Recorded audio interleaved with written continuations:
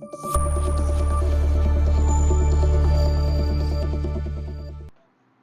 વિદ્યાર્થી મિત્રો, આપણે જોઈ રહ્યા છીએ ધોરણ 7 ચેપ્ટર પહેલું પૂર્ણાંક સંખ્યાઓ સ્વાધ્યાય 1.3 નો દાખલા નંબર પહેલો અને બીજો.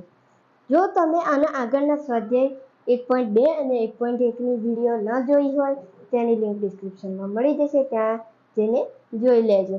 ને આના આગળના સ્વાધ્યાયના છેલ્લા દાખલાની લિંક વિડીયો પત્તા તમને મળી જશે. તો સ્વાધ્યાય 1.3 ના દાખલા નંબર પહેલામાં એવું કહ્યું છે કે નીચે આપેલ દરેકના જવાબ લખો. આપણને અહીંયા આનાથી વધારે દાખલા આપ્યા છે સહેજ, પણ આપણે અહીંયા આ 5 જ દાખલા જોઈશું પહેલા બોર્ડના નીચે જે માટે. તો અહીંયા આપણને એવું કહ્યું છે કે -30 ભાગ્યા 10.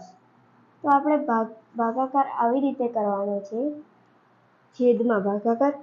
તો -30 ભાગ્યા 10, તો અહીંયા આપણું 0 ને 0 ઉડી જશે. તો આપણી પાસે રહેશે -3 અને 1.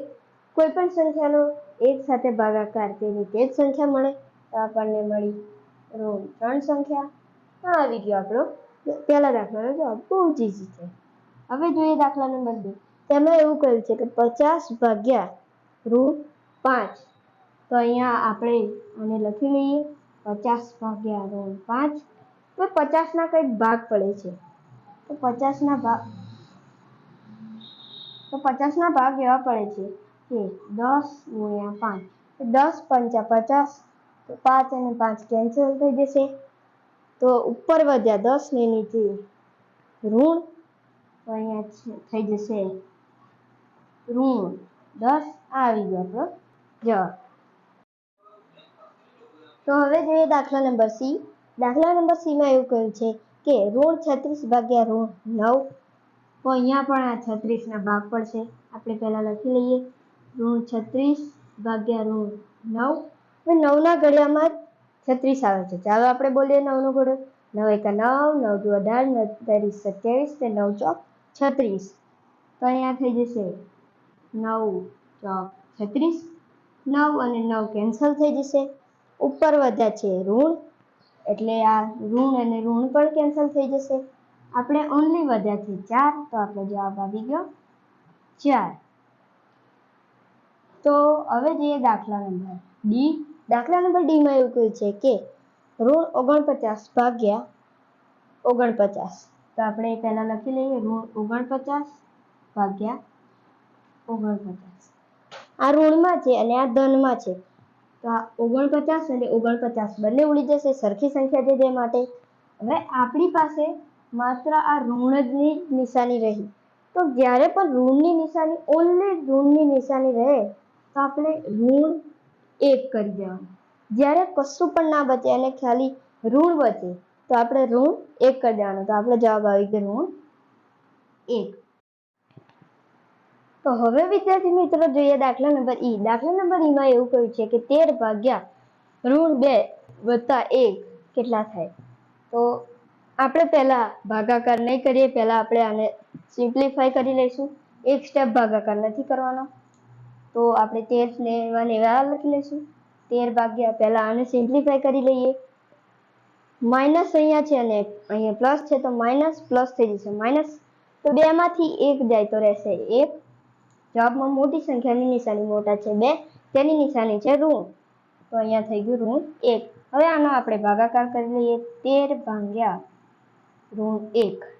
હવે કોઈ પણ સંખ્યાનો 1 સાથે ભાગાકાર તેની તે જ સંખ્યા મળે, પરંતુ કોઈ પણ સંખ્યાનો 1 સાથે ભાગાકાર એટલે કે -1 સાથે ભાગાકાર કરતા ઋણ જવાબ મળે. એટલે કે તમારી પાસે ધારો કે 10 હોય અને તેને તમે -1 સાથે ભાગો, તો તમને 10 જવાબ નહીં મળે, પરંતુ તમને મળશે -10. તો અહીંયા આપણો જવાબ થઈ ગયો -13. હવે જોઈએ દાખલા નંબર 1. દાખલા નંબર 1 માં કહ્યું છે કે 0 ભાગ્યા -12 બરાબર કેટલા થાય. તો હવે આપણે જોઈએ 0 ભાગ્યા -12. તો હવે કોઈ પણ સંખ્યાને 0 સાથે ભાગતા 0 જવાબ મળે છે. તો અહીંયા આપણો 0 જવાબ થઈ ગયો. અને નિશાનીના નિયમો 0 ઉપર લાગુ પડતા નથી. એ મેં તમને આગળના દાખલામાં સમજાવ્યું છે, એટલે કે આગળના સ્વાધ્યાયમાં. તો અહીંયા આપણો જવાબ થઈ ગયો 0. હવે જોઈએ દાખલા નંબર 9. દાખલા નંબર 9માં એવું છે કે -31 ભાગ્યા -30 વત્તા -1. તો આપણે આને પણ પહેલા એક સ્ટેપ આપણે ભાગાકાર નહીં કરીએ. -31 ભાગ્યા આ આપણું કૌંસ હતું, અહીંયા -30, અહીંયા પ્લસ છે ને અહીંયા માઇનસ છે, તો પ્લસ માઇનસ થઈ જશે માઇનસ, અહીંયા -1. હજુ એક સ્ટેપ આગળ વધીએ તો હજુ પણ -31 ભાગ્યા અહીંયા પણ માઇનસ છે અને અહીંયા પણ માઇનસ છે, તો માઇનસ માઇનસ થઈ જશે પ્લસ. તો 30માં 1 ઉમેરીએ તો થઈ જશે 31. જવાબમાં મોટી સંખ્યાની નિશાની મોટા છે 30, તેની નિશાની છે ઋણ, તો અહીંયા થઈ ગયા -31. તો હવે આને આપણે આવી રીતે ભાગાકાર કરી શકીશું. તો -31 ભાગ્યા -31. હવે અહીંયા 31 પણ ઉડી જશે અને ઋણ પણ ઉડી જશે. તો આપણી પાસે તો કંઈ વધ્યું નહીં. કંઈ ન વધે તો આપણે મૂકી દેવાનું 1. તો આપણો જવાબ આવી ગયો 1. હવે જોઈએ દાખલા નંબર H.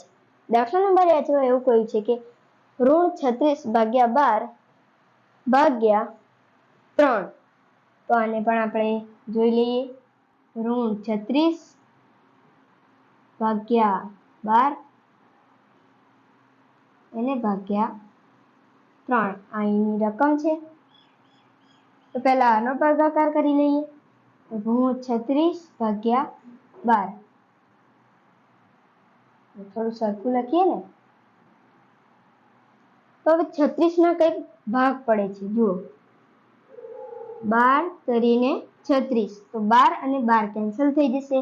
તો આપણી પાસે વધ્યું અહીંયા ઋણ અને અહીંયા 3, અને એનો ભાગાકાર 3.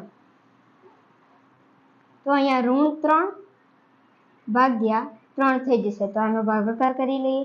-3 ભાગ્યા 3, 3 કેન્સલ થઈ જશે. આપણી પાસે વધ્યું ઋણ, તો અહીંયા આપણો જવાબ થઈ ગયો -1. હવે જોઈએ દાખલા નંબર I. દાખલા નંબર I માં એવું કહ્યું છે, આમાં 2 કૌંસ આપ્યા છે. જો મોટા 2 કૌંસ છે અને એમાં 2 સંખ્યા છે. -6 વત્તા 5 ભાગ્યા -2 વત્તા 1. તો પહેલા આપણે આ 2 ને સિમ્પ્લિફાય કરી લઈએ. તો આમાં -6 લખી લઈએ, ને અહીંયા પણ પ્લસ છે અને અહીંયા પણ ધનની નિશાની, એટલે કે ધન સંખ્યા છે, તો પ્લસ પ્લસ થઈ જશે +5. આ આપણું થઈ ગયું 1 કૌંસ, એને ભાગ્યા અહીંયા પણ -2 છે, તો અહીંયા લખી લઈએ -2. અહીંયા પણ પ્લસ છે અને અહીંયા પણ પ્લસ છે, તો પ્લસ પ્લસ થઈ જશે +1. હવે અહીંયા પ્લસ છે અને અહીંયા માઇનસ છે, તો પ્લસ માઇનસ થઈ જશે -6. માંથી 5 કાઢીએ તો આપણને મળશે 1. જવાબમાં મોટી સંખ્યાની નિશાની મોટા છે 6, તેની નિશાની છે ઋણ, તો અહીંયા આવ્યો -3. એને ભાગ્યા અહીંયા પણ કંઈક એવું છે, પ્લસ અહીંયા છે અને અહીંયા માઇનસ છે, તો માઇનસ પ્લસ થઈ જશે માઇનસ. તો 2 માંથી 1 કાઢીએ તો થશે 1. જવાબમાં મોટી સંખ્યાની નિશાની મોટા છે 2, તેની નિશાની છે ઋણ, તો અહીંયા પણ થઈ ગયું -1. તો આનો આપણે હવે ભાગાકાર કરી લઈએ. -1 ભાગ્યા -1. હવે ઋણ ઉડી જશે અને 1 ઉડી જશે. આપણી પાસે કશું વધ્યું નહીં, તો આપણે એમને મૂકી દેવાના 1. અહીંયા આપણો દાખલા નંબર 1 પૂરો થાય છે. જોઈએ દાખલા નંબર 2.